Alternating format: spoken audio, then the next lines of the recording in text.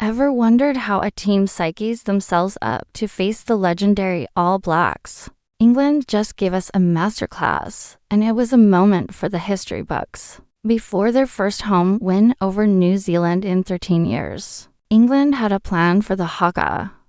And the mastermind, none other than hooker Jamie George. He revealed he cooked up the idea, taking inspiration from their iconic 2019 World Cup semifinal victory.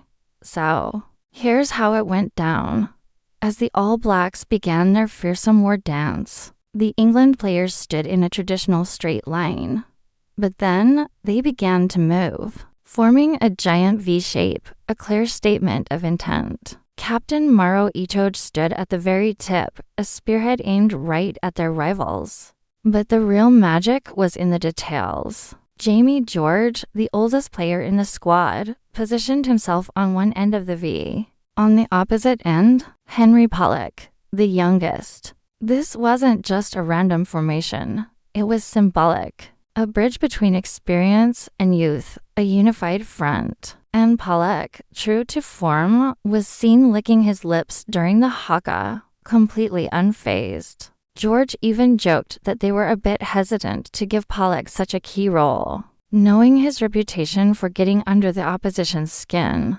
They call it poking the bear, and it's a risky move against a team like the All Blacks. This whole spectacle was a nod to 2019, when England's V formation preceded a stunning upset. Back then, they were fine because a few players crossed the halfway line. But this time, they got it just right. It was a perfectly executed challenge.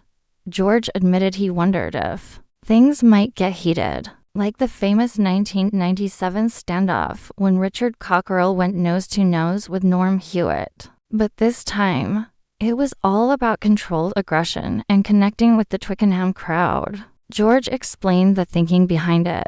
They wanted to create a special atmosphere to make the match day unforgettable for the fans. He pitched the idea to Captain Maro Itoje and head coach Steve Borthwick, and they were all in. The plan was simple. Start flat, then move into the V. The All Blacks even responded by edging closer, adding to the intensity. It felt like one of those old-school, face-to-face rugby showdowns. But as George wisely pointed out, a dramatic response to the haka is meaningless if you don't back it up on the field. And back it up they did.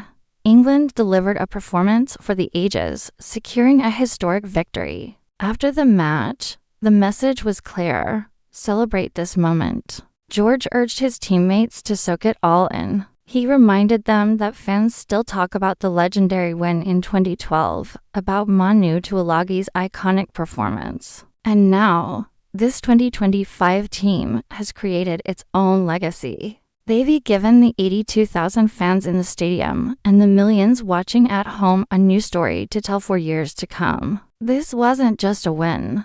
It was a statement. A brilliant piece of psychological theater followed by a powerhouse performance. A perfect day for English rugby. What do you think of this kind of pre-game strategy? Does it make a difference? Let me know in the comments below. Thanks for watching. And don't forget to like and subscribe for more rugby stories.